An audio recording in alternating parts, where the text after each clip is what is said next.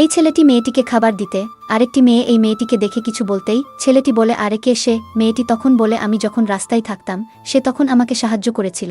ছেলেটি তার কথা শুনে মেয়েটিকে ধন্যবাদ জানায় এবং ভাবে তার এতটাই করুণ অবস্থা, তার পাশে আমার থাকা উচিত। এই ভেবে ছেলেটি তার সাথে তার বাড়িতে যেতে ছেলেটির কাছে ফোন আসলে ছেলেটি বলে, আমাকে এখনই যেতে হবে। মেয়েটি তখন বলে, তোমার হাতে এত দামি ফোন কেন? কেউ চুরি করে নিবে, এটা মানুষকে দেখাবে না। এই ভেবে মেয়েটি ভাবে সে তো ফকিন্নি, এত দামি ফোন কোথায় পেল?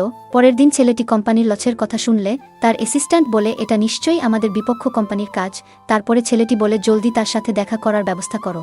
এদিকে মেয়েটি ওই কোম্পানির হয়ে তাদের বিপক্ষ কোম্পানির কাছে সহযোগিতা চাইতে গেলে ছেলেটি তাকে বাজে প্রস্তাব দেয় এবং তার সাথে নোংরামো করতেই ছেলেটি সেখানে চলে আসে। মেয়েটি বলে, তাহলে আমাদের কোম্পানির মালিক তুমি?